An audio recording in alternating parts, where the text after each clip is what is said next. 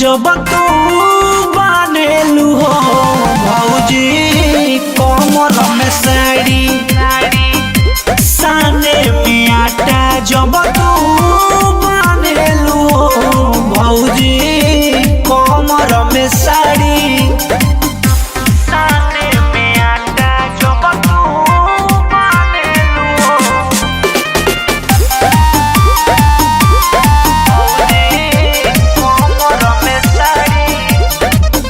गोरे गोरे देह भौजी चिकन बा जवानी देखी के चीज चुए मुहावा से पानी तनी चिखा ना दो।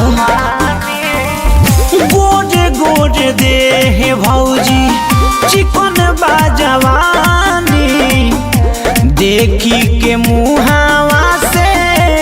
आवत पानी छौकत मन देखी बिची के रे घारी साने में आटा जब तू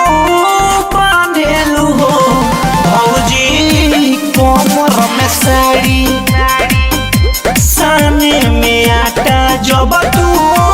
बांधेलू हो भौजी कमर में साड़ी झकास लागेला।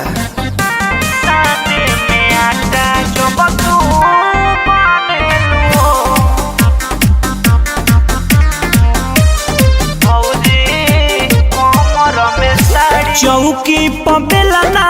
धके जब तू हिलावेलू गाल गुल गुल जैसा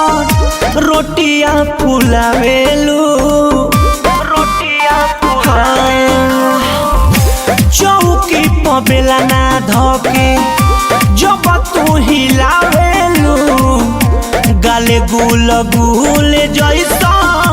रोटिया फुलावेलू पैचा नीरज के मन करे कि निहारी साने में आटा जब तू बांधेलू हो भौजी कमर में साड़ी साने में आटा जब तू बांधेलू हो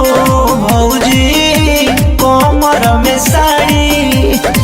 चपक जा।